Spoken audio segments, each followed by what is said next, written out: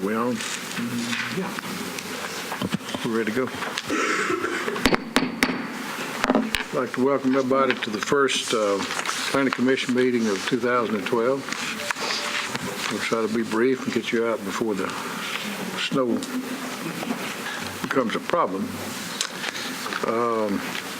Bob, is there any changes to the agenda that we need to know about before we adopt it? There is a revised agenda at your desk, so you should have All that. commissioners had a chance to look at that. Is there a motion to adopt? So moved. Got a motion second to adopt the agenda. All in favor, aye. Any opposed?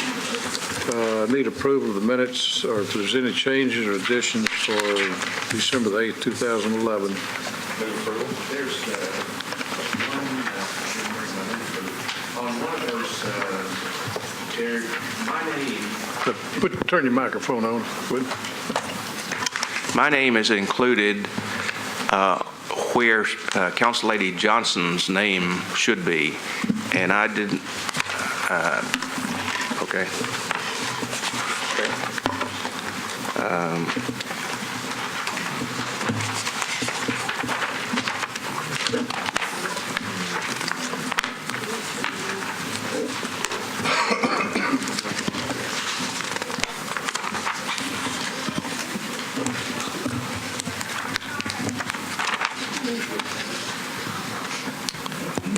Just changing the name, then.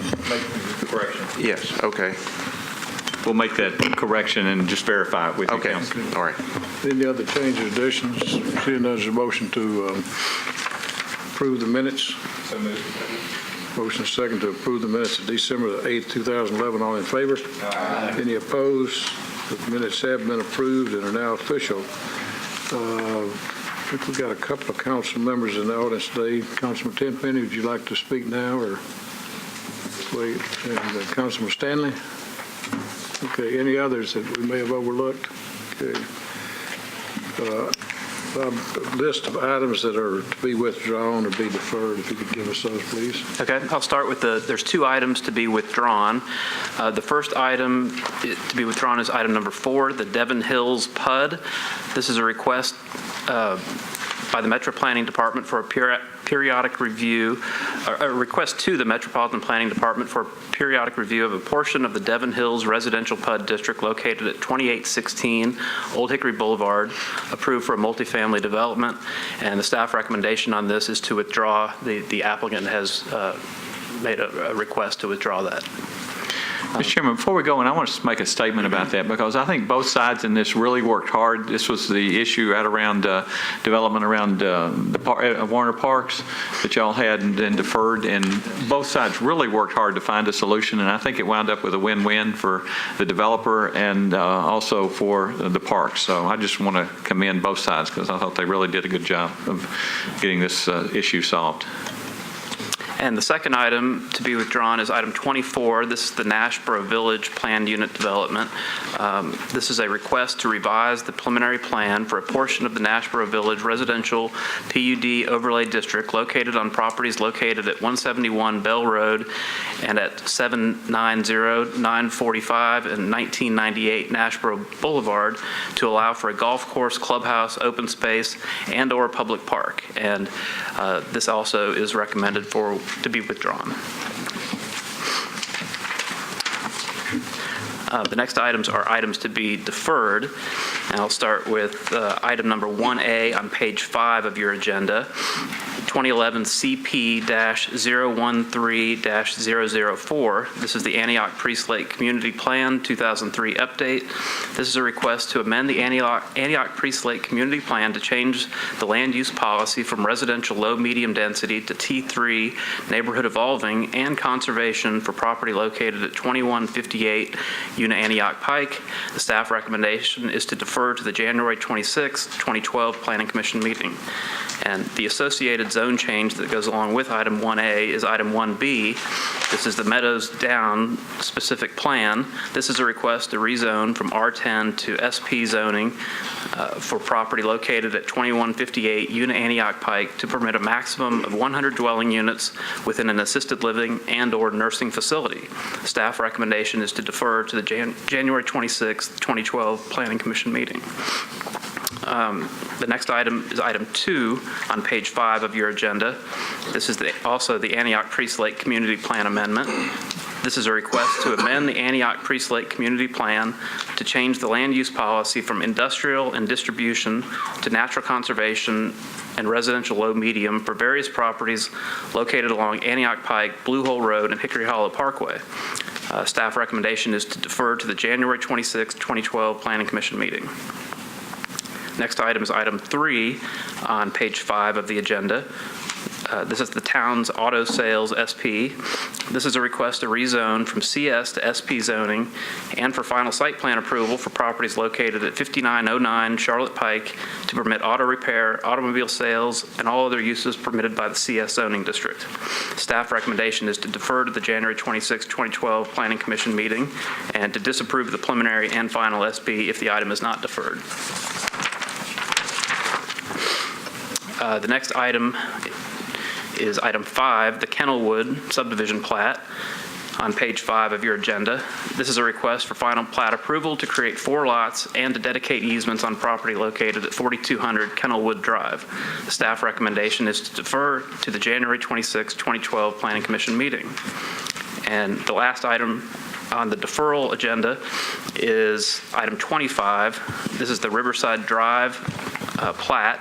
This is a request to extend the concept plan approval for 1 year for an 18-lot subdivision on properties located at Riverside Drive unnumbered at the northwest corner of Riverside Drive and Huntley Drive.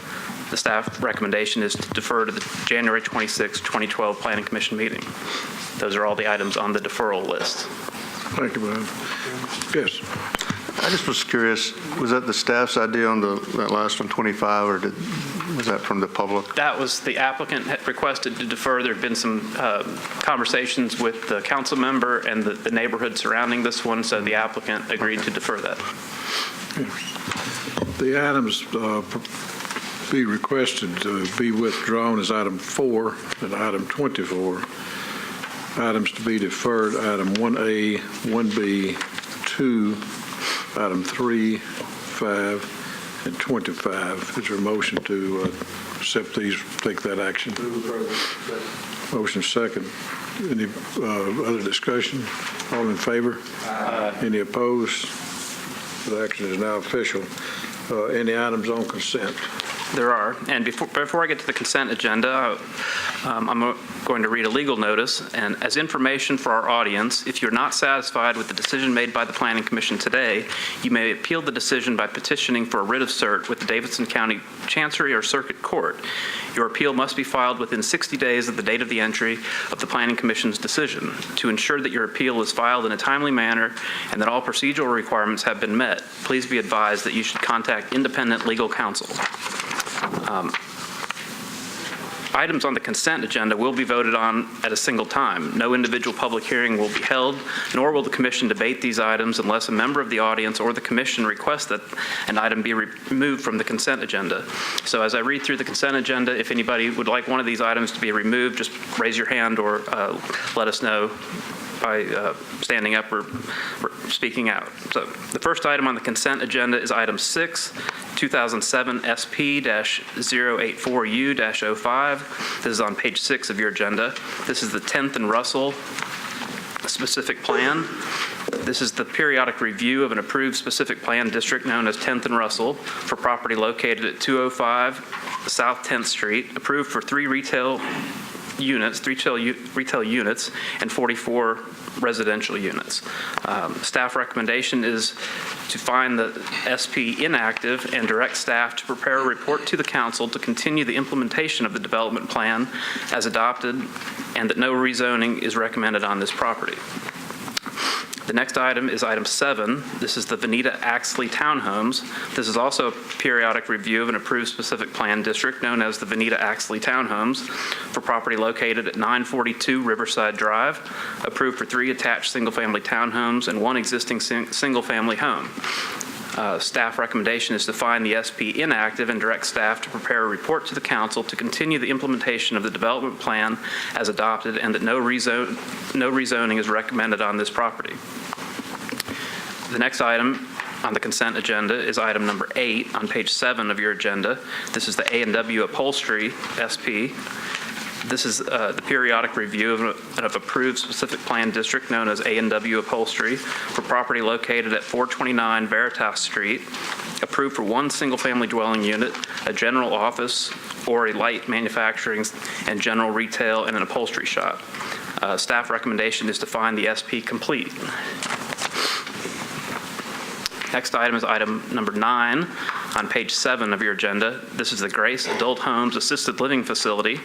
This is the periodic review of an approved specific plan district known as Grace Adult Homes Assisted Living Facility for property located at 1420 Old Hickory Boulevard, approved for an assisted living facility.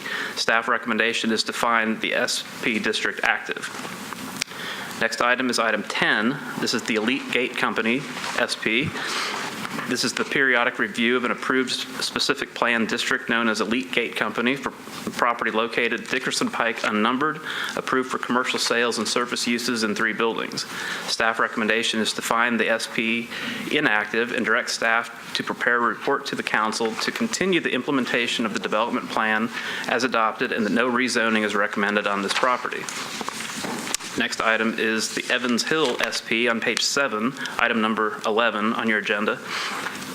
This is the periodic review of an approved specific plan district known as Evans Hill for properties located at 1209 and 1213 Tulip Grove Road and at Tulip Grove Road and Valley Grove Drive unnumbered, approved for 340 dwelling units. Staff recommendation is to find the SP district inactive and direct staff to prepare a report to the council to continue the implementation of the development plan as adopted and that no rezoning is recommended on this property. Item 12, Bright Point on page 8 of your agenda. This is the periodic review of an approved specific plan district known as Bright Point for properties located at 3781, 3791, 3799, 3803 Pinhook Road, and at Pinhook Road unnumbered, approved for 42 multifamily units and 57 single-family lots. The staff recommendation is to find the SP district inactive and direct staff to prepare a report to the council to continue the implementation of the development plan as adopted and that no rezoning is recommended on this property. The next item is item 13 on page 8. This is Taxi USA of Tennessee. This is the periodic review of an approved specific plan district known as the Taxi USA of Tennessee for property located at 1510 Lebanon Pike, approved for an automobile convenience, vehicular rental and leasing, vehicular sales and services limited, and all other uses permitted by the CS zoning district. Staff recommendation is to find the SP district complete. The next item is number 14 on page 8 of the agenda. This is the National College SP. This is the periodic review of an approved specific plan district known as National College for property located at 1638 Bell Road, approved for a business school, and the staff recommendation is to find the SP district complete. Next item is number 15, Cameron Car Wash on page 8 of your agenda. This is the periodic review of an approved specific plan district known as the Cameron Car Wash for property located at 306 White Bridge Pike, approved for a car wash facility. And staff recommendation is to find the SP district complete. Next item is item 16 on page 8 of your agenda, the Winberry Place SP. This is the periodic review of an approved specific plan district known as Winberry Place for properties located at 927, 929, and 1001 and 1003 Lishi Avenue, approved for a mixed-use development. The staff recommendation is to find the SP district active. Item 17 on page 9 of your agenda, this is the Laverne Super Speed Wash. This is the periodic review of an approved specific plan district known as the Laverne Super Speed Wash for property located at 4201 Hurricane Creek Boulevard, approved for a car wash facility. Staff recommendation is to find the SP district complete. And item 18 is the Myatt Drive Anderson Lane SP. This is the periodic review of an approved specific plan district known as the Myatt Drive Anderson Lane SP for various properties abutting Myatt Drive and Anderson Lane, approved for mixed uses along Myatt Drive and mixed housing types along Anderson Lane. The staff recommendation is to find the SP district active. And that's all of our SP for your reviews. So the next item on the agenda, item 20A, this is the Red Cap Industries SP. This is a request to rezone from OR 20 to SP district, property located at 554 Hickory Hills Boulevard, to permit a building expansion to an existing building containing distributive business, warehouse, and light manufacturing uses. The staff recommendation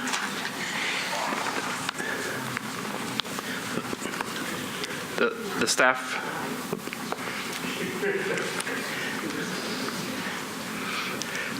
staff recommendation on the Red Cap Industries is to approve the SP with conditions and disapprove without all of the conditions of approval. Item 20B is an associated case, the Red Cap Industries Planned Unit Development. This is a request to cancel the Red Cap Industries Industrial PUD Overlay District located at 554 Hickory Hills Boulevard. Staff recommendation is to approve the PUD cancellation if the SP is approved, if item 20A is approved. The next two items are associated as well. Item 21A is a zone change that goes along with the Ravenwood PUD. This is a request to rezone from AR2A district to RS10 district, a portion of property located at 1176 Stones River Road. The staff recommendation is to approve. Item 21B is the Ravenwood Community Plan Unit Development. This is a request to amend a portion of the Ravenwood Residential PUD Overlay District located on the north side of Stones River Road, northwest of Lebanon Pike, and change the layout for a portion of the overlay to permit a total of 337 residential units within the entire overlay. The staff recommendation is to approve the PUD amendment with conditions. And the next item is item 22. This is on page 10 of your agenda. This is the 209 Dania Crest. This is a request to establish a neighborhood landmark overlay district for property located at 209 Dania Crest Drive, and staff recommendation is to approve. Item 23 on page 10 of your agenda, the Riverfront Shopping Center Plan Unit Development. This is a request to revise the preliminary plan and for final site plan approval for a portion of the Riverfront Shopping Center Commercial PUD Overlay District located on property at 1252 Robinson Road to allow for an expansion and tandem drive-through to an existing fast food restaurant. Staff recommendation is to approve with conditions. Item 26 on page 11 of your agenda, Plan of Lockland, re-subdivision of lots 88 and 89. This is a request for final plat approval to create two lots and a variance to the subdivision regulations for lot frontage for property located at Forest Avenue unnumbered, approximately 150 feet south of Ordway Place. The staff recommendation is to approve with conditions and approve a variance to section 3-4.2C for lot frontage. Next item is on the consent agenda is item 27. This is the appointment to the Hillsborough Village Urban Design Overlay Advisory Committee for members of the advisory committee, and staff recommendation is to approve. And there's a memo in your packet on that. Bob, just for the record, that's Angie Slade is the representative of Belmont United Methodist Church, and Sarah Lee Woods is the retail merchant representative. Okay. The next item on the consent agenda is item 28. This is the exclusion of including parent companies and subsidiaries of American Southern Insurance Company, Bond Safeguard Insurance Company, Lexon Insurance Company, and National Grange Mutual Insurance Company from providing surety bonds for 1 year pursuant to sections 6-1.2D of the Metro Subdivision Regulations. Staff recommendation is to approve. Go back and read those off for the record. The items that have been requested to be on consent is items 6, 7, 8, 9, 10, 11, 12, 13, 14, 15, 16, 17, 18, 20A and 20B, 21A, 21B, 22, 23, 26, 27, and 28. That's correct. Motion to set those on consent. Motion to second to approve those on consent. All in favor, aye. Any opposed? Okay, motion carries. For the audience, the only item that will be on public hearing today, all other business has been voted on, will be item number 19, which is a wholesale Inc. on Gallatin Road.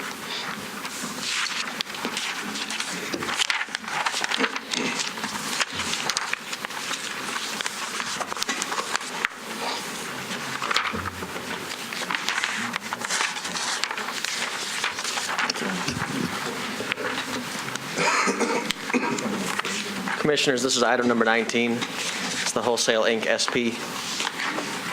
The applicant request is for an auto-related SP for used auto sales, automobile service, and automobile repair uses. Staff recommends, and the staff recommendation is disapprove. The site is located along Gallatin Pike near Rivergate Mall. Here's a zoomed out aerial showing the site in relation to the Rivergate Mall to the north. The zoning is CS, or commercial service, which allows for a variety of commercial land uses. The land use policy is T5 Super Regional Center, which allows for a relatively high amount of intensity of development and also includes design principles for development. Here's the site plan. The site was previously used as a new car dealership, and the transition to used car sales is what triggers the need for an SP application. Based on the auto SP legislation passed in the last council term. According to the site plan, the applicant basically intends to use the site, the current conditions on the site, using the existing buildings and the vehicle display area along Gallatin Pike at the front of the site. Here's a ground shot photo of the Gallatin Pike street frontage on the site taken from within the site, and you can see that it has continuous there's continuous access to the site along Gallatin Pike without any elements to provide separation between the vehicle display area at the front of the site and the street, and to provide consolidation of access to the site. And this leads to the disapproval recommendation. The disapproval recommendation is based on that lack of streetscape elements to separate the site from the Gallatin Pike right-of-way and to consolidate driveway access onto the site. Providing this physical separation is recommended by the land use policy, the T5 Super Regional Center policy, which says that access should be consolidated to the highest extent possible. It recommends the articulation of a street wall along the streetscape, and it also recommends the placement of landscaping within parking areas. This is also an element that is typically required within auto SPs, and it's an element that's present along lots surrounding the project site. The T5 Super Regional policy again promotes the consolidation of vehicle access, and within auto SPs, the separation of a parking or display area from the public street is typically defined by elements like a knee wall, landscaping, or a decorative fence, or a combination of those elements. And here's an aerial photo showing some of the lots surrounding the project site. This project site is in the upper right-hand corner of the screen. A landscape area or lawn is present along most of the other lots along this stretch of Gallatin Pike, and this is showing the south. To the north is a little bit of a different story. The adjacent site to the project site is also a car dealership. That site does not have a landscape frontage, but you can see along most of the other lots, that type of landscape frontage is present. And the size of those landscape separation along the north and the south generally ranges from about 20 to 50 feet in width along that frontage. And planning staff's comments to the applicant initially after the submittal of the application included a recommendation for providing a landscape separation between the vehicle display area and Gallatin Pike, which consisted of a 15-foot wide landscape area along Gallatin Pike and a continuous row of shrubs within the display area, and also a regular spacing of ornamental trees, and a maximum of one driveway opening from Gallatin Pike to the site. And this solution would help meet the intent of the land use policy by providing a separation between the parking area and Gallatin Pike, and also by consolidating driveway access. And in the absence of this or a similar solution, staff's recommendation is disapproval of the SP. Thank you. This item is open for public hearing. The applicant will be allowed 10 minutes, and you may reserve 2 minutes for rebuttal if you would like. If y'all would make note, we've got a new clock that counts down and buzzer goes off, and if you don't quit talking, it explodes in your face. So. All right, I appreciate it. I appreciate it, Mr. Commissioner, Chairman, and members of the Commission and staff. I'm Roy Dale with Dale & Associates, and I'm representing the applicant on this application. Approximately 10 years ago, Steve Brewster, who is now the owner of Wholesale Inc., actually worked at this dealership selling used cars. During that period of time, he more or less discovered that he felt like in the future going to be a demand for basically almost new cars that had very low mileage and still under warranty. And so when he left this, which was a Lincoln Mercury dealership, they were actually selling more used cars than new cars. He went up Gallatin Pike a few blocks and opened Wholesale Inc. and has gone over the last 5 years from selling 50 cars a year to 250 cars a year. And so it was always in his vision to come back to this site where he had originally begun to work and to have a used car sales facility that was basically like a new car sales facility, with a showroom, with a playground, with auto service, and all practical purposes. What he was trying to do is what I would consider almost new sales. If you look at his inventory on his lot, you would be very impressed. It's not like your normal Nolensville Road tote-to-note car sales, not at all. This is a very first-class facility. And so when Lincoln Mercury went out of business last year, Steve went and purchased this property. He has renovated, and some of those pictures that you've got, you'll see he's redone his building. He's got a nice showroom inside. He's put a playground for kids. He's repaved his lot. He's taken this building, which was actually in a pretty bad state, and greatly improved it. Not until he was trying to transfer his used car license, and he needed a letter from code stating that his zoning was proper, did he realize that where he had always sold used cars, he couldn't sell them anymore, because it was basically all used cars. And so we met with Councilmember Perdue. We met on the site. The council member is very impressed with what he's done. He supports him 100% to the extent that this has already passed 2 readings of the council. So we come before you today to basically ask for you to consider that.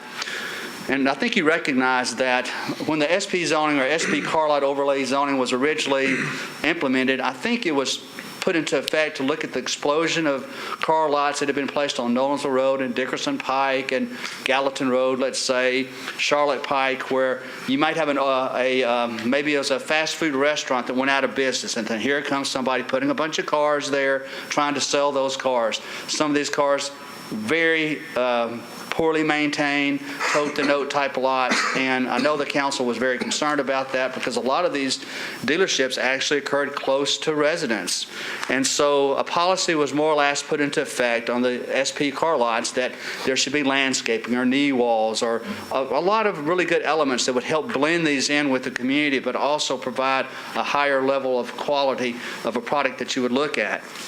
To the best of my knowledge, this is the first application that you've ever looked at where you're actually looking at a car facility that was always selling vehicles and technically selling more used cars than new cars, and now trying to apply an SP zoning policy on it. I think you should look at it a little differently. Steve Brewster, if he actually had a dealership license and sold one car a year here, could probably sell 1,000 used cars a month if he wanted to. But quite simply, he is trying again he has a dealership here. Basically, I would say it's almost a new car dealership, and he wants to operate like it's been operated before. What makes this site a little peculiar is that, and you can see it on the photographs, and the photographs that I gave you, if he was to try to come in now and put in this landscape medium, it would actually go back to where those light standards are on his site. He would be left with one row of parking on one end and maybe 2 rows of parking on the other end, and that's it. And it simply won't work. When the staff looked at this, they more or less have given you some recommendations that basically says if you approve this, you should consider these recommendations as being something you should add. And what I would say to you is that we agree with all of those recommendations, but we would ask that the grass median would not be required to be installed until 25% of this site was redeveloped. What will actually need to occur for this site to work properly and to have any display space at all is the buildings would probably have to be reconfigured. Maybe a portion of that building in the front would have to be removed. So, simply now to put the grass median in there, all the drainage that would be associated with it, to remove all the pavement, leaves them with just no space whatsoever. So the councilman is certainly supportive of the site as it is, but we think it's reasonable that in your recommendation for approval, hopefully, that you would go ahead and add the Planning Commission staff's recommendations of all improvements that they think should be done at 25% redevelopment, and then add the grass median in that same 25%. So I appreciate your time, and I think Tom White's going to conclude. Thank you. Members of the commission, my name is Tom White. I represent the applicant along with Roy Dale in this case. I thought the chairman had a great solution about the new clock and then just some proposal for reciprocity. I hope that it also goes off when commission members have spoken beyond their allotted time. Not exactly sure what that... This is an official presidential debate clock, so you're in good company. Maybe. Please note, he's taken 10 of my seconds. If you will, I would join in the request as indicated by Roy Dale. First, there's always in every zoning matter 2 issues. One is the political part of it, which is eventually resolved at the Metro Council. The other part's a planning matter, which is the gravamen of all matters before this group. I've spoken to Councilman Doug Pardue today. He has reaffirmed to me that this is a piece of property that stood vacant for the last year and a half. He is particularly thrilled about the activity that's being proposed on it. He confirmed to me today he's had nothing but support from the community for the proposal. I've confirmed with the staff before I came here, the staff has had no objections from anyone. This may all be the political part, but it's something to be considered by this body. Now, with respect to the activity, the councilman has basically said he's convinced enough that it is an appropriate activity for that neighborhood, filling up a 5-acre site that's been vacant for 18 months, that he was willing to consider approving this at the SP with no conditions, no staff recommendations. Roy Dale and I have reviewed all those different conditions. We think some of those in context can be accomplished on the site, and we support them. Our proposal basically is, if you look at the staff report, the staff says the lack of proposed improvements to the Gallatin Pike street frontage is the basis for disapproval. That's it. And we're requesting, the staff also has made a comment that there's a 25% break point where they say expansions of 25% of the total floor area of the final site plan will require certain things to be done. We're just saying make the street improvements at that same bump. In other words, take the staff recommendations, we will adhere to every one of them, but make the street improvements as suggested by the staff something that must come on board at the 25% level. All that does is delay this for a period of time. This operator can get in business in a well-respected piece of property that's been vacant for some time, supported politically. But the planning issue before you today is, this is an item that came before the Metro Council in 2006. That's when all uses like this in the CS had to be done under SP. And as Roy Dale said, I don't know of any case that I've ever seen where you had a dealership that sold new and used cars that went out of business and came back for basically the same purpose. And as Roy said, you could sell one new car here and it's the same use as they once had. It's that simple. We're not going to go through that subterfuge. It's all used car, they're upper end, but we'd respectfully submit that you consider our request, which is that the street improvements be required when the other items are, which is when there's 25% redevelopment on the site. We appreciate your courtesy. courtesies. There's a political part of this which ends up at the council this coming Tuesday night. We would certainly prefer to be there with a bill as approved by this group as opposed to disapproved. We respectfully appreciate your courtesies and ask you to consider approving it with the clarification that we've added that it be a 25% mandate at that point. Thank you for your courtesies. Okay, you've got a minute, 15 seconds left if you need to use that for rebuttal. Actually had a minute and 25 before I was interrupted. But You should have quit at that point. with all deference, Mr. Chairman, thank you. Thank you. Okay, anyone else in the audience wishing to speak in support of this? Anyone wishing to speak in opposition? Okay, seeing none, do you want to rebut anything? Okay. Motion to close the public hearing? Got a motion second, close the public hearing. All in favor, aye? Aye. Any opposed? Motion carries. One question, Roy, you mentioned that it had gone through second reading? Yes, Mr. Chairman, this was actually required a suspension of the rules. And so Councilmember Perdue, I think, felt so strongly about this. And, quite honestly, everybody that I've worked with in Metro, they've all been very supportive, and they've helped every way, and I have nothing but praise for them. And so no one's objected. This has passed through 2 readings of council, and there's suspension of rules on both of those readings for this to get to this point. Okay, thank you. Bill? One on the end, the gray-headed one. Thank you. I would just clarify that it has reached the second reading on the council, as he said, by suspension of the rules, but it has not been through any of the committee process. So there's been no actual discussion among council members as to the merits of whether this is good or bad. And that was due to the request to make this public hearing meeting for the Planning Commission. I've talked with Councilman Perdue about this. I've seen this site, and I'm supportive and glad to see this happening, but I do have a problem with making this exception to the auto SP. I mean, the auto SP was hammered out by the council that went away in 2007, and it was addressing a serious issue. And when we come up with solutions that are working, if you look at all the auto SPs that have gone in since that legislation passed, they have they're tremendous improvements over what was previously the case. And so when we come to this point now, this is probably the first opportunity since that passed to make an exception to the rule. And when you make an exception, then you open the door for future exceptions. And that's where I really have a problem with moving forward. The staff talked about this area, with the exception of these 3 auto-related businesses that are in this immediate area here. All of the other areas south and north and on the other side of the road all have that street separation. And I think that he indicated that they varied from 50 to 60 feet. And in this recommendation, they have reduced that to 25. And I'm just wondering if the applicant couldn't at least address a knee wall along there that would take up, it wouldn't require tearing up pavement, and it wouldn't take up more than probably 6 or so feet of that frontage. And it would address the need to separate the street area from the parking lot area. That's what I would like to see considered. But I'm really hung up with making this first exception there. Phil? Well, I think the councilman has hit on something that I was thinking. Is there some in-between situation that we can talk about?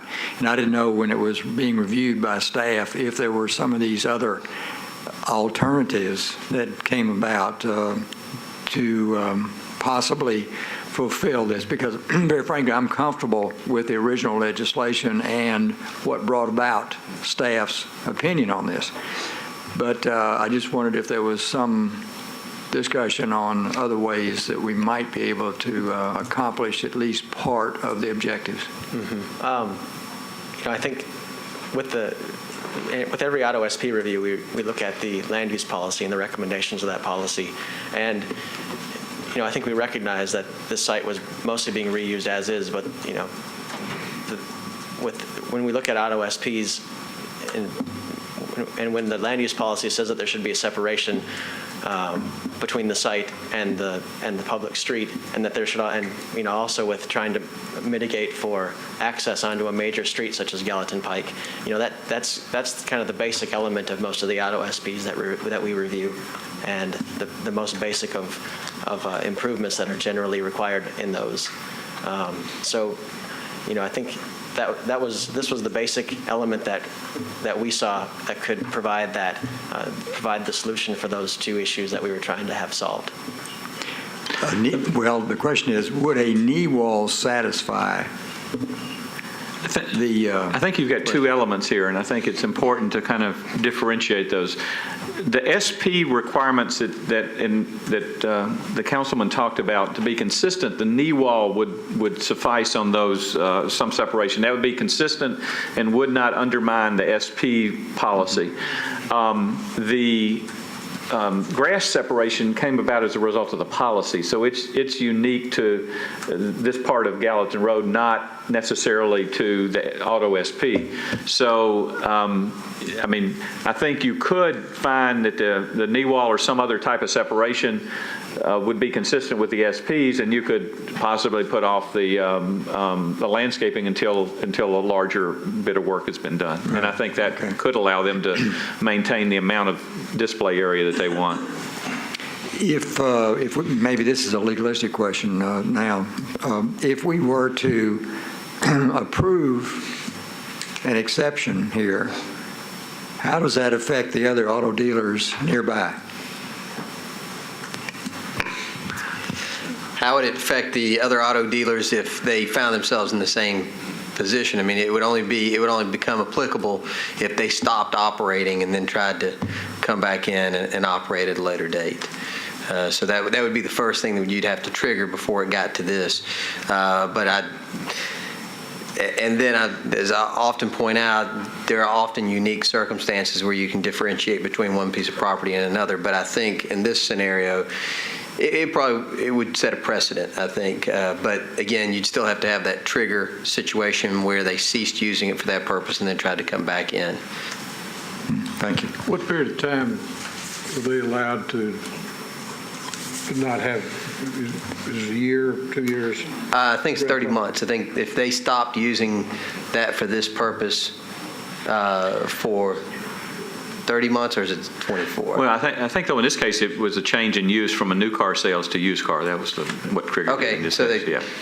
Right. they weren't Different. using it as a used car at all before. Well, they're not using it as new car It's now. defined, yeah. Almost new, but not new. Is that designed in the regulations of whether it's new car or used car?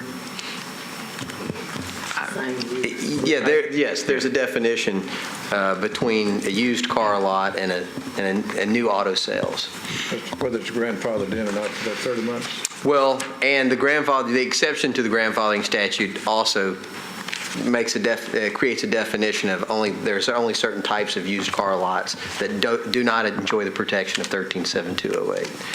So there's new and used, and then there's a subset of used that don't enjoy the protection of 137208. Judy?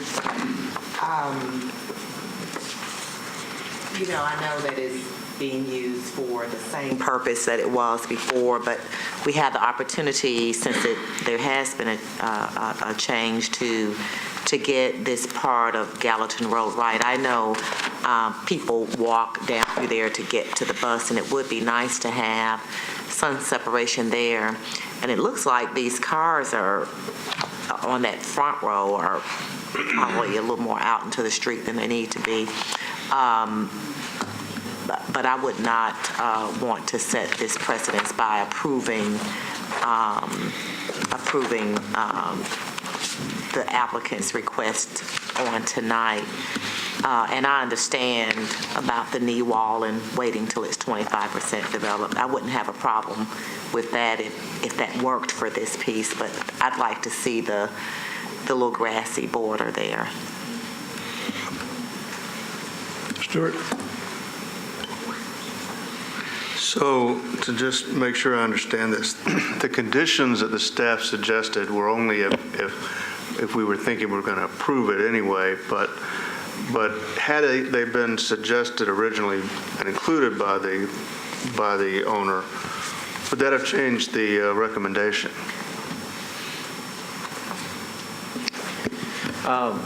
Do you mean if they had included the design? All of your suggested conditions listed here. Well, the basis of the disapproval was the absence of a separation between the vehicle display area and and Gallatin Pike. Without that, Right. Without that shown on the site plan, it was just felt that we couldn't give it a proper review, and it wouldn't be appropriate to put in conditions of approval to try to require that type of element along the streetscape. Yeah, that's what I thought, that it wouldn't be, it wouldn't go to your major problem, obviously, or else they probably would have included these. I guess it's a closer issue than a lot of them because it is the very same use it had for so long, and nobody has raised any questions about what he would do with this. You know, he clearly would do a better job than what it's now being used for. So I'm sympathetic with this. It was the council that set the policy that passed the law, and that we may have approved that's changed too, but this was the legislative body that set this policy, it seems, with the SP requirements. And unless we have a really good reason for carving this out in a way it wouldn't set a precedent, it's probably not a great idea for us at this level to be making those exceptions to what the council's last statement on this was. I understand how counterintuitive that may seem to people who are just looking at an empty lot and wanting something better, but it's kind of has to do with the integrity of the ordinance they passed. Yeah. Hunter? Yeah, I have same concerns. Could the staff, Greg, could you review the conditions one more time? The conditions in the staff report? Recommended, yeah, conditions, if approved. Okay. I didn't know if you had a slide that summarized. Unfortunately, I don't have a slide for it, but I can go through them. Do you have any questions about any specific one? Well, I did have a question of whether it included a sidewalk along the road there. I don't know if there's sidewalk. I don't think there's sidewalks in the areas, but is any of this because Public Works had one note about the sidewalk, or if a sidewalk is required. Yeah, they had a condition for if a sidewalk was required. There are no sidewalks in the area, and I think the policy that the Planning Commission has approved is to not require sidewalks on sites that are basically reusing the site without an expansion of the building size or of the use. So sidewalks were not required as part of this staff recommendation. Okay. I think Judy pointed out that in the photograph there, the parking spaces that are being used along the frontage there appear to perhaps be over the property line, but aren't consistent with the property or the parking spaces that are in the survey that are up against the poles. I think this is probably one of the many reasons why why the code was changed. You know, this issue of cars sticking out into the right of way, of you know, the safety concerns with that. I would like to understand, if we disapprove this, it goes to council for third reading without any conditions. Is that I mean, without any conditions on it. It's just a disapproval, right? It's not that we can't say, but if approved at council, these are the conditions we would recommend. If you simply say disapproval, then that's right. It goes to council just with a straight disapproval, and it takes a supermajority to approve it after that. Historically, what you've done is said approve with these conditions and disapprove if the conditions are not in there. That's the way that you typically word it. And that's the way that we would ask that you word it if you want to align it that way, because that gives it to them with those conditions. And if the council chooses to alter those conditions, then they have to treat it as a disapproval. And could I ask Mr. White to clarify one thing? And I don't know, you made a comment about what the councilman's intent is at third reading. When I spoke to the councilman today, he reaffirmed to me that he felt like there was enough support in the community and literally no opposition, that he indicated he felt like he would approve the bill without staff recommendations. In other words, a straight SP without the conditions that have been articulated by Greg. And we said to him we would be asking that those be included if we could get this resolved on the one issue, which is the what fronts on Gallatin Road. And the comment was very simply, and I think you can articulate it in a different way, but if it's disapproved here, it takes 27 votes. It takes a supermajority at the council. If it's approved here and the council wants to pass it in that way, it takes a simple 21. The clear indication I received was that the councilman felt like it was a good enough need that he wanted to move forward on the council floor. And we told him we felt like we had an obligation to come here and at least try to persuade the Planning Commission that it should be approved. And that's the basics of what I think will happen at the council Tuesday night. The committees haven't heard the matter, as Councilman Claiborne mentioned, but irrespective, if the councilman asks for it to be heard at the committees and then at the council Tuesday night, it will be for an up or down vote. And speaking to Roy Dale, the one thing we did want to mention that didn't come up is that the staff had recommended that sidewalk may or may not be necessary. It wasn't mandated by the staff. We would agree to do the sidewalk and the greenery both at the 25% bump. That's not required. It's not been suggested. We're willing to do that. It's just a matter of whether we have to do these things now when it's ill-advised economically and basically the site's finished and ready for operation, or we do it at some later date. That's the issue. We can't disagree with some of the policy issues here. It's a question of when they're done. But we would agree in our proposal that it would be at the 25% bump, all the greenery that's been recommended, and in addition, the sidewalk along the frontage of the property. There's like 300 feet of frontage here on Gallatin Road. It's long access there, and so my comment is I would like to think that there would be some merit to that consideration, but I've gone on beyond what you've asked me, but it's 27 or 21 on Tuesday night.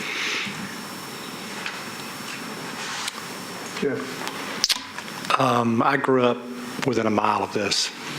This area needs businesses in a really, really bad way because they're moving to Hendersonville. While I don't like making exceptions, I'd be curious to know if we could go back and review the SP Auto ordinance, if it was really intended for an auto lot that's 5 acres in size. I think it was probably intended for really small lots that were formerly used as restaurants and other uses, and there's going to be a complete change in use. So in this particular case, I support both Mr. White and Mr. Dale and the applicant. I think we're taking this a little far. I'm in agreement. I understand. Turn on your mic. No, bottom one.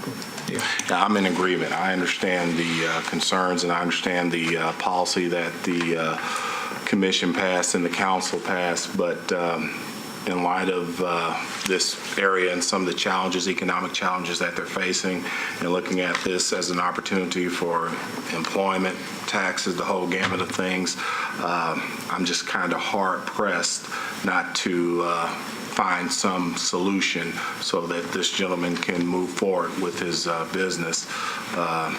And I'm in support of it. And I would like to be in support of it with the recommendations, but I am also open to to granting some minor exceptions in order to facilitate his, opening his business and moving forward on this. So I'm in support of it. Greg? Thank you, Chairman. I think I have the same theory as my fellow commissioner beside me, is that, I generally don't like exceptions either, but frankly, I remember when we voted on this back in 07 or 06, and it was meant for going from like a restaurant or a different type of business to an auto lot. And I represent I used to represent a lot of Nolensville Road, and that was really the intent behind that. Another thing too is that, it's the exact same land use. I mean, they sold used cars on that particular lot and new cars. And I think that we're splitting hairs, and it makes no sense to me that we can't come up with a solution. And I like the 25% idea. I think that's fair. And I think in the meantime, in Davidson County, we are in desperate need of jobs. We're in desperate need of getting revenue to the city.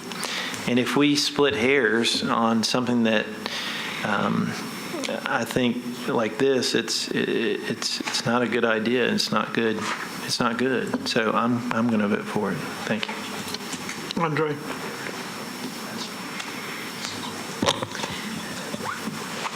I'm sympathetic to the business and the splitting hairs question. The exception is something that I'm not real excited about jumping into, though, either. And then I have a question, which is the Public Works recommendation said that they need to identify parking per Metro Code, identify outdoor display area with curb barrier along Gallatin Pike. And my question is, I guess, is if we were going to give an exception and break our own rules, sort of, is it worth doing in a case where Metro Codes may come in and, Public Works may come in and say they can't park there anyway? I mean, if I can look at the site plan in the picture, it looks like on the site plan where the front parking spaces are is actually now a drive aisle. And the public right-of-way is where the cars are. And if Metro Public Works has already said that they have to identify their parking per Metro Code and put a curb there, I think they're going to trump any of this.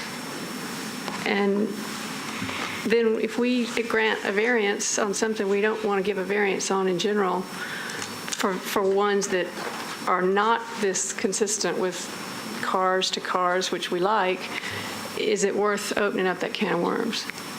Does that make any sense, what I just said? Do you understand my question?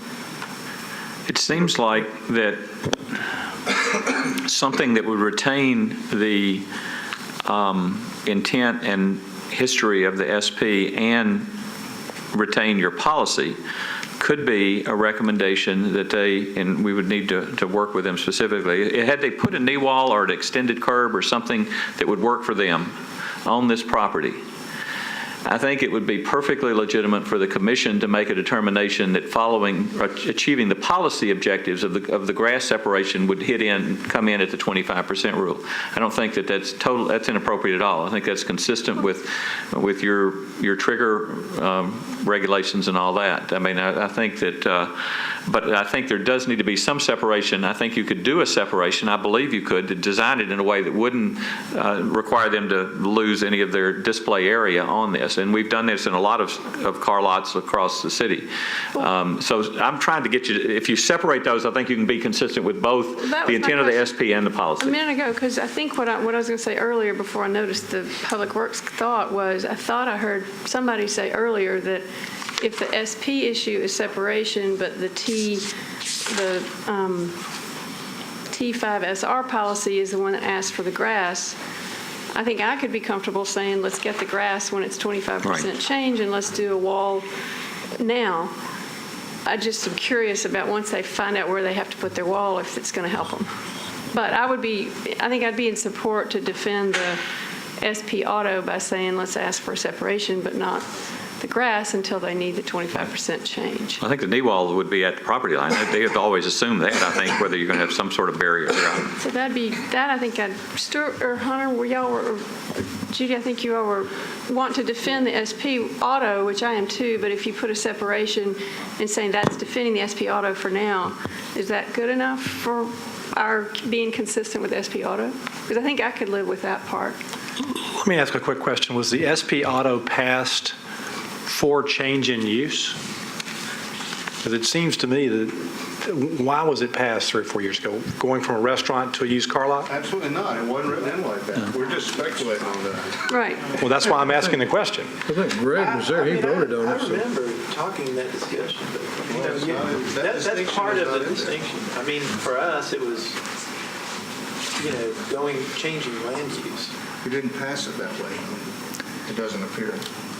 And basically, at the time, you defined new auto sales and used auto sales. You separated those out, and basically, anytime you're doing a new one of those, that's when it kicks in.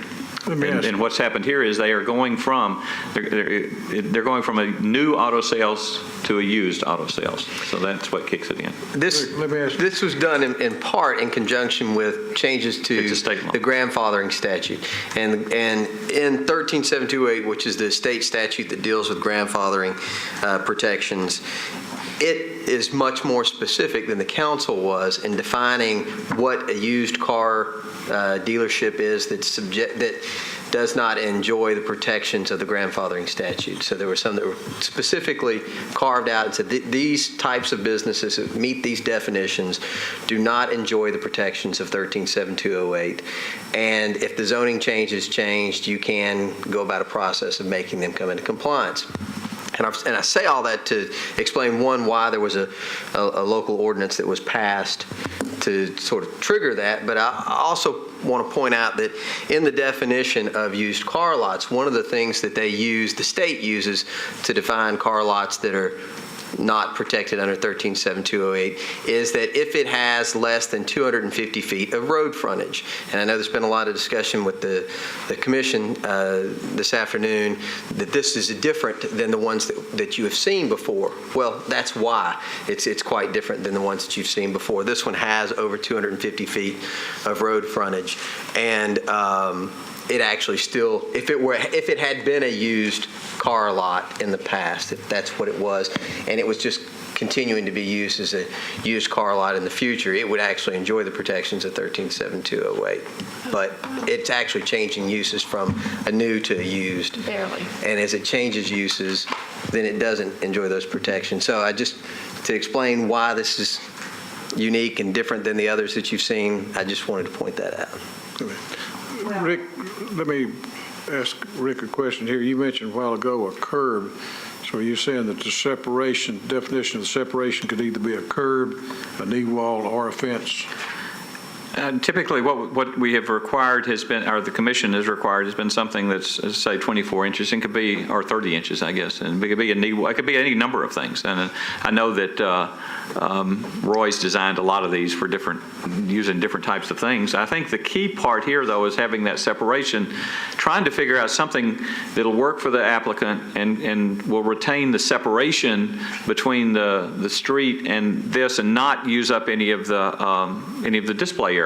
And I think we could probably come up with something that'll work between now and Monday that basically maintains that separation that's consistent with what the SP is, and then you put off the grass, I think, until the 25%.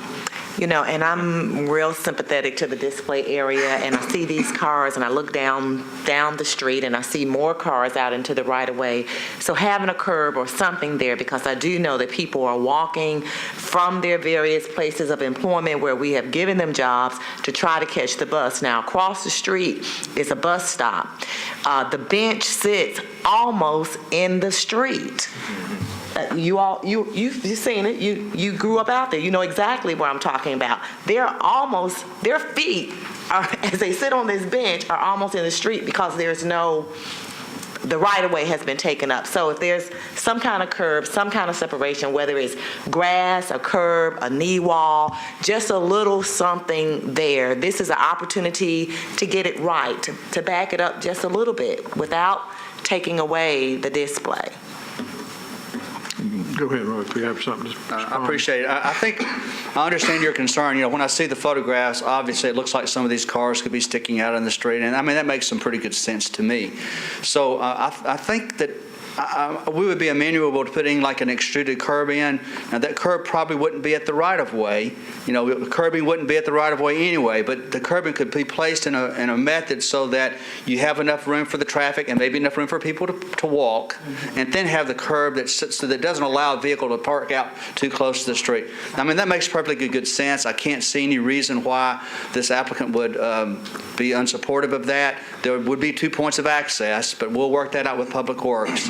And then I think it makes a lot of sense to go ahead and add these other conditions to the 25%. I mean, it doesn't hurt this applicant. And at some point in time in the future, when this site redevelops, and it may just be totally redeveloped, then you'll have the assurance that maybe sidewalks and curbing and all that occurs at some point in time in the future.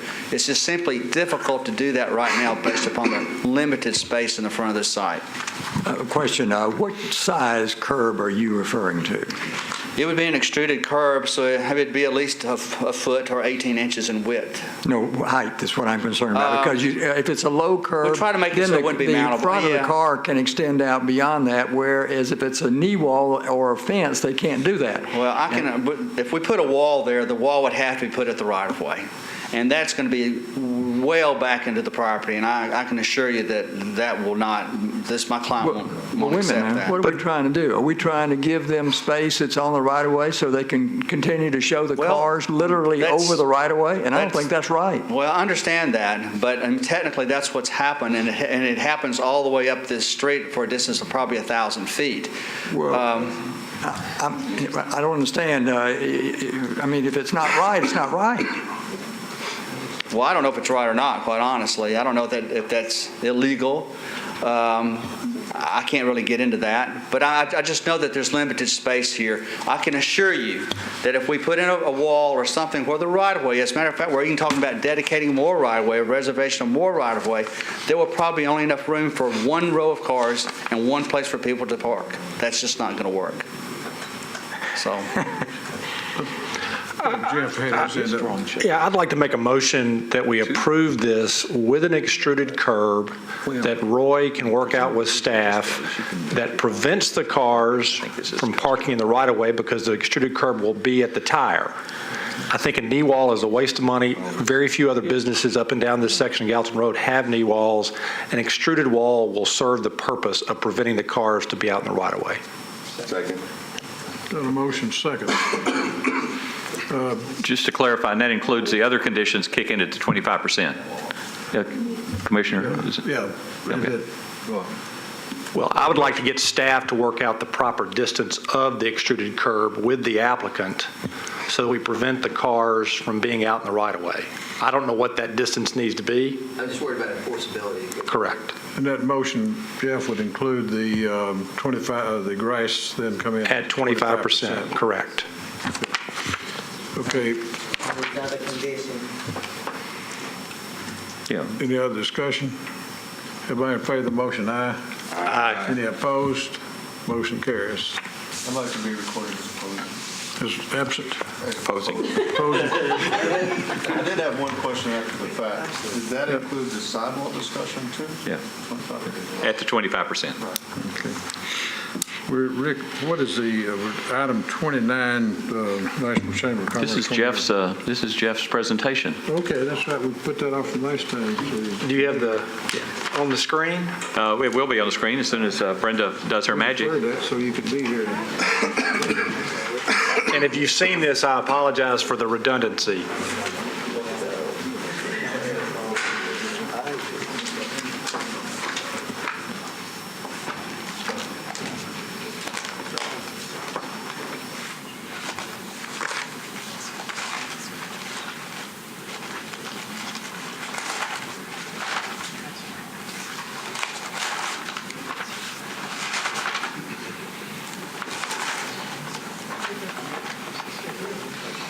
Imagine a Nashville with no Batman building, no Nissan headquarters, and no Titans. A Nashville where Lower Broad is rated R. And the Gulch is just a gulch. This is Nashville, 1990. It wasn't a bad place, but some people had a vision that it could be so much more. I think that Nashville didn't understand what it could be in 1990. There was great uncertainty whether or not we were going to be a small, comfortable town that stayed pretty much the same, or whether we were going to be a place that would be different in the years ahead. And if so, how we would be different. The Wall Street Journal had written an article in 1989 saying that Nashville is a city that the rest of the cities of the South were moving beyond. Other cities were progressing and changing rather than progressing, and Nashville was not. It still had this sort of club of people who were running the city. At that time, 20 years ago, we were partly defined by what we didn't have. We didn't really have a music venue for major acts. So we were Music City, USA, with no venues. The Nashville Symphony was in bankruptcy, and we didn't have a ballet company. We had a very fledgling opera company.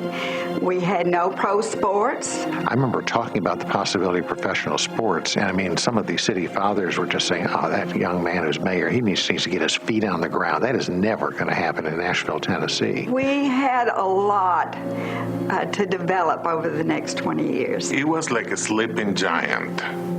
You saw a lot of empty spaces, and it looks like everything was yet to be done. Downtown at that time was seedy. It was underdeveloped, and it just no one had paid attention to it for years and years. Lower Broadway had peep shows and adult movies. I didn't go to those places. I knew about them because I was a public defender.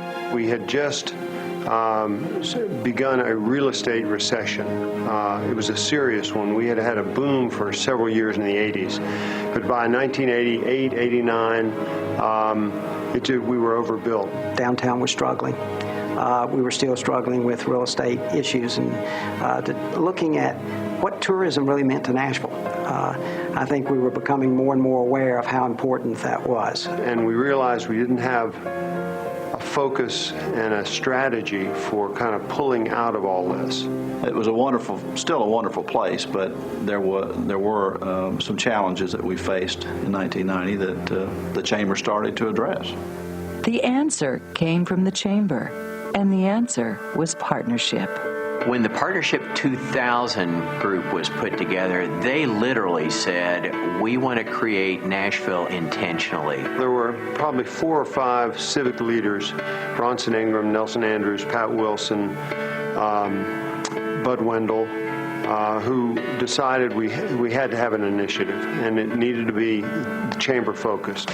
What I remember in 1990 was going up to the mountain with Nelson Andrews and about 15 or 20 other people to talk about an economic development strategy for Nashville. Things like improving education began to emerge. Things like having partnerships with local institutions of higher learning, universities began to emerge. Focusing on healthcare development, corporate operation development, headquarter development, all began to emerge. And when we came down from the mountain, we had a strategy for the first partnership, which was Partnership 2000. Our first budget with Partnership was about $4 million for 4 years. It put us on the map. It was well-timed, certainly involved the right people, and it really gave us a focus for economic development. Well, I first became mayor right after it got started. And the way that it brought together a broader section of the business community. It wasn't just the old lions of the business community, but a much broader section. And the way that it really took an objective look at the city, at its strengths and its weaknesses when it came to economic development was something that I think was badly needed. We had lots of debates. In fact, one of the great debates at the time was how we presented ourselves to the world. Somebody had come up with Nashville, the emerging hub of the heartland. which sounded to me like a Chevy commercial. So the great thing that the Chamber did through that partnership plan was be that centerpiece. It was that place that facilitated all of that discussion and allowed the decisions and the results to take place. For a long time in Nashville, it was believed in the business community that by and large they could go it alone. At the same time, in City Hall and in government, it was believed that government could pretty much do what it needed to do and didn't need anyone else. What changed over the course of this generation in Nashville was an understanding in the business community and in the government, at every level, frankly, that neither side of this could do it alone, that we needed each other. When you have the public and the private sectors working together on a common cause and a shared vision, nothing can get in your way. And I think the great thing and the key to the success of the P2000 effort was that the business people that created it were very dedicated to making it work. They were personally involved. They were involved in meetings, they were involved in recruiting, and they were involved in resourcing. So they really took a personal ownership of it. And throughout the region, interesting things began to happen. This coalition of individuals, businesses, and public officials, this partnership thing, was working. I think this last 20-year period has been a very transformative period in the city's life. We had a plan with Partnership 2000, then 2010, and it's always about people, process, and execution. We've executed well. In the late 90s, the Chamber decided that it needed to go after headquarters. And so it's made a concerted effort to do that. And with that, we brought in Dell, we brought in Nissan, we brought Asurion into the community. The Japanese council that come into Nashville, that gives off very powerful signs that this is the place to be. The thing I'd say that we've done the most with has been our commitment to education. I think that's existed before I got into office, but I think there's been a concerted effort by everybody in Nashville. It's sort of the stars have aligned. The school systems are getting better. You look at the mayor, current mayor, just the genuine interest in the city of Nashville as a place to live, but also a place to bring other people that attracts them to visiting here and returning here on a regular basis. The skyline of Nashville has totally changed, and now we have a significant number of new venues, both for the arts and for entertainment. The Frisch Center is a great example. The Skirmerhorn is a great example. The Adventure Science Center is a great example. 20 years ago, Nashville's downtown was sleepy. It kind of rolled up the sidewalks at night. And today, we have an incredibly vibrant downtown. Our downtown is a place where families do gather, where friends gather in the evenings. It's become a place to live. Our skyline, to me, says, man, we've come a long way, baby. Through the efforts of Partnership 2000 and Partnership 2010, we've seen something tangible happen in the Nashville region. Over the past 20 years, we've seen nearly 234,000 new jobs created in the Nashville area. More than 600 companies have relocated to Middle Tennessee. The population of the region has grown by more than 60%.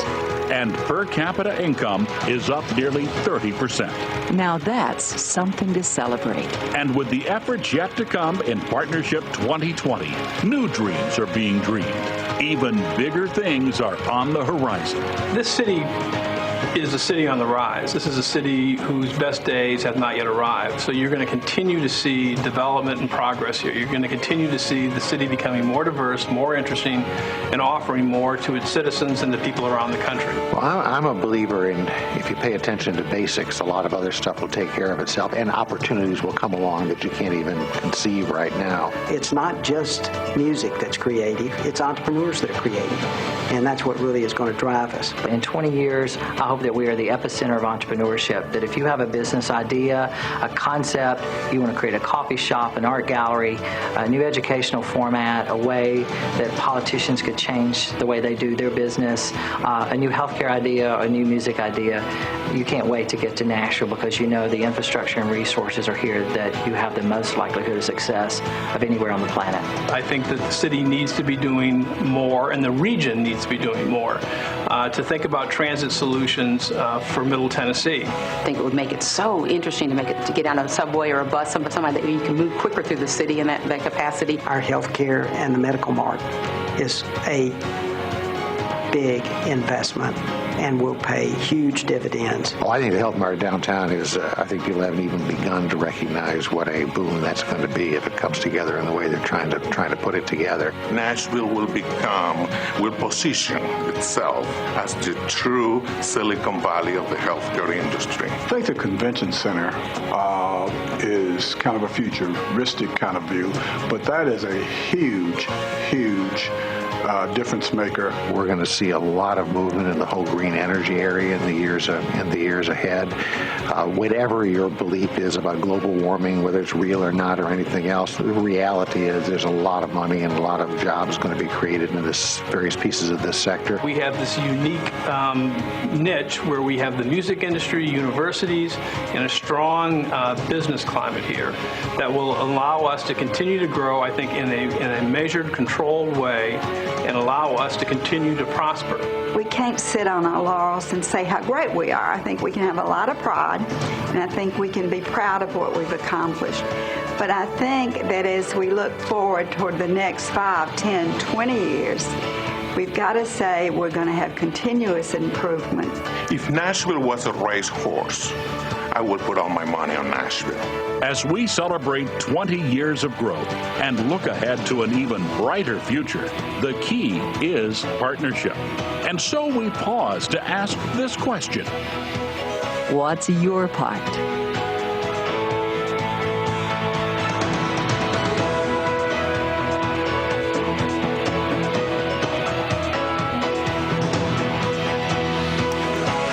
I wanted all y'all to see that. You guys do business with people from out of town. I've had people in from Boston, from Memphis, from all over the Southeast over the last 90 days. They are so jealous and envious of our city. It's all because of the city council, stable political leadership, Rick's department, this body. We've had good growth. We've had smart growth. We've had good planning. I think our challenge as a body is to continue to work on good planning, smart growth, and Nashville's got a huge, huge future. People are envious of us right now. While we're dealing with these problems that we have, these are good problems to have. It's not going backwards like a lot of cities across the Southeast, and we need to remember this as we're dealing with all these issues. Thank you. Jeff, thank you for bringing that to our attention. I didn't know this existed, and it is all the commissioners. I think we need to kind of reflect back on this, and when our voting decisions are made, what's it going to look like going back 20 years from 1990, but when to go to 2030, how's the city going to be? A lot of that be on some of the votes that we take here, so we need to keep that in mind. Historic zoning report. Hunter. No report. Okay. Phil Ponder. Parks. We had a very short meeting the other day. Most of the discussion was about the Nashboro Village Golf Course and what happened there. That was, of course, all went away. But supposedly there'll be a buyer that's going to take over at a reduced price. And it's a good investment. Somebody wants to buy it, by the way, for what they're asking right now. So it's one of those things. We had a little other business, quite a few items on the consent agenda. That's it. Good. Thank you. Phil Claiborne, legislative. Anything from the council? It's all about chickens. Okay. It'll be over Tuesday night. All right. Rick, Executive Director's report. Just a couple of things. You're now a YouTube veteran of, I think there have been 4 Planning Commission meetings that are now posted on YouTube. You do have people that are watching those on YouTube for whatever reason. We're in the process of beginning the initial planning for the Antioch community planning update. We're looking for a lot of different types of community outreach, use of different tools and techniques. Next week on the 18th, there is a webinar that you're welcome to come to, but you don't really have to, on resilient planning agencies. I'm one of the presenters, so you may find that you have something else to do on the 18th at 3 o'clock. But it's 3 of us